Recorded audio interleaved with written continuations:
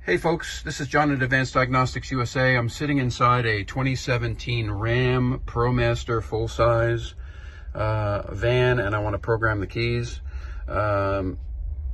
Basically, these are a big glorified Fiat.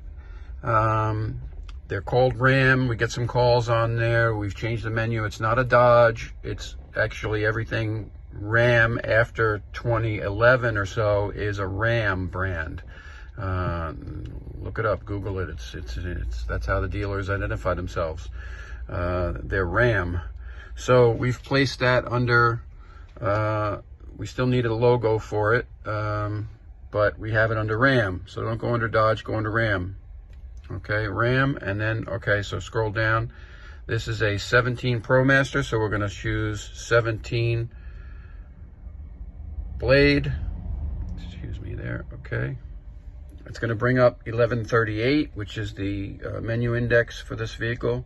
You always see that next to the header up on the top there on the functions list.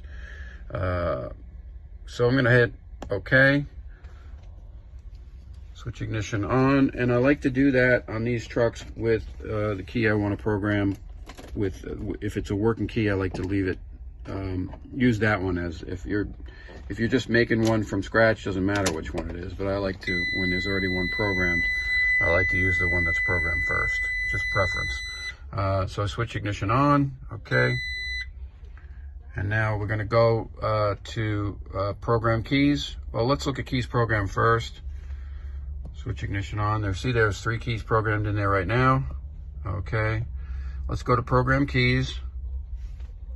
Now, keys programmed to this vehicle must be either a dealer key or a pre-coded key. We're going to pre-code one right now. This is not a dealer key. We're going to pre-code an ILCO look-alike key that we have right here. We've cut it, and it's ready to go. Now, keys not programmed during this procedure will be deleted and cannot be used again. Remember, I mentioned this is a glorified Fiat. So, in Fiat's world, you delete a key, it cannot be programmed back in. So, do I want to continue? I'm going to say yes. Switch ignition on, okay. Hit okay on that. Switch ignition off and remove the key. All right, I'm gonna go ahead and hit okay. Now, do I want to pre-code a blank key? I do. And what I like to do is I like to keep the smart aerial away from the Smart Pro to, it's really not always necessary, but I like to keep it away just so there's no interference between electronics.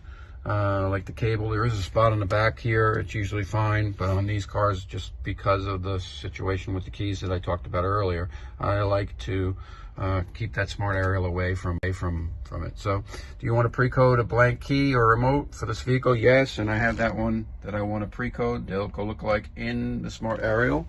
I'm going to go ahead and hit OK or yes. Hit yes.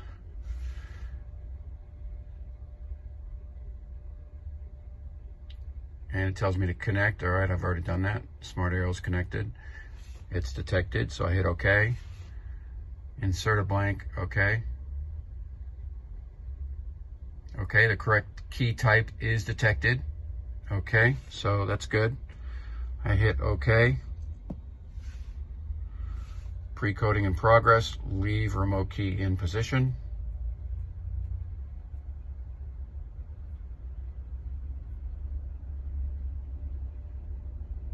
Okay, it verifies that it's pre-coded correctly.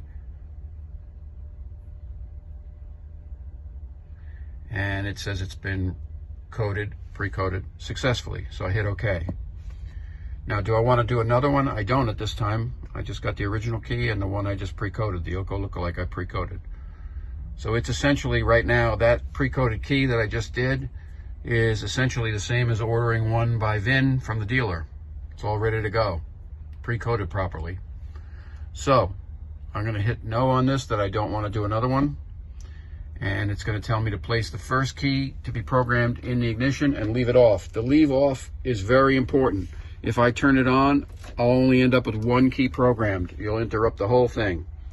So place the first key in the ignition, leave ignition off. Again, very important to leave it off. Hit OK. It's going to be very quick. Do I want to program more keys? I want to say yes. I want to make sure that I don't hit no right now. You're going to end up with only one key program. You're not going to be happy if you got more to do. you've gone through the trouble of cutting the keys, or especially if there's multiple keys to the car already. You're going to knock them out, you can't put them back in. Very unhappy. So, program more keys. I'm going to say yes. Okay, I'm going to remove that key as instructed. I'm going to leave the ignition off. I'm now going to place the new ILCO lookalike in the barrel. I'm going to leave it off again. I'm going to hit OK. And it's very quick. Do I want to program more keys? I'm going to say at this point, no.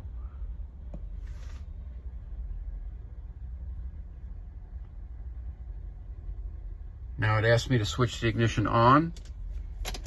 So I do that. Doesn't matter which key I switch the ignition on with, but it's the new one right now. I hit OK. And we see, happily, we've got 2 keys programmed now. Now, it tells me to disconnect and test the remote. Now, usually, yeah, sometimes the remote will work right away. And if that wasn't the, what has to happen is if the remote does not work right away, place the ignition, place the key that's new in the barrel, turn it on, and leave it on for a few seconds. That syncs up the remote. Okay, it may not function until you do that. So we're going to just test the remotes. All working. All working. And we're going to try the original. Again, all working. I'm not hitting this one here. It's one of the doors is messed up on this van, so that lock doesn't work. But same with the original. So we've got a new key here, all done. Works. Tested, it starts the vehicle.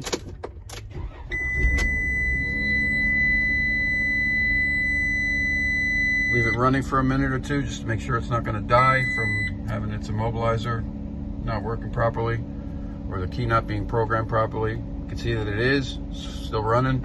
Everybody's happy. Move on to the next job. Thanks for watching. Again, this is John from Advanced Diagnostics USA, and we hope to see you again soon in another video. Be well.